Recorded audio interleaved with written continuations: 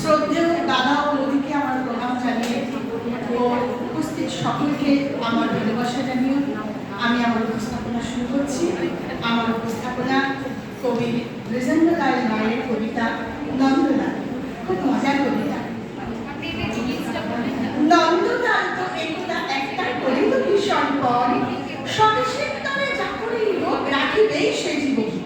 সকলে বলিল আহা করো কি নন্দলাল।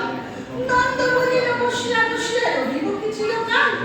আমরা করিলে কে করিবে আর উদ্ধার এই দেশ।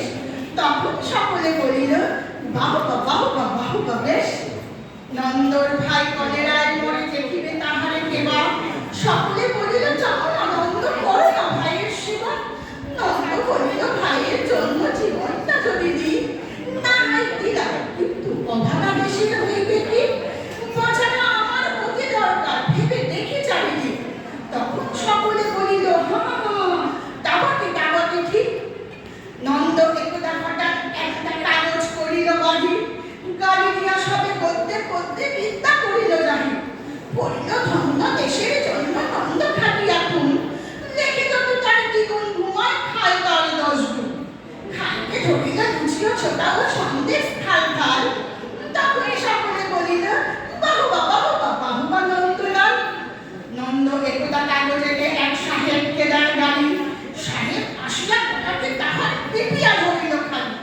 নন্দ বলিল আহা করো কি ছাড়ো না ছাড়। কি হবে দেশের গলা টিপুনিতে আমি যদি মারা যাই।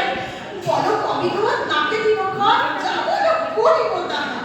তখন সকলে বলিল বাহুবা বাহা। নন্দ বাড়ির হতো না বাহির, কোথা কি ঘটে কি জানি। চড়িতে না গাড়ি কি জানি তখন উল্টায় গাড়ি খানি। নৌকা ভীষণ ডুবিছে ভীষণ জেলে ভীষণ হয়।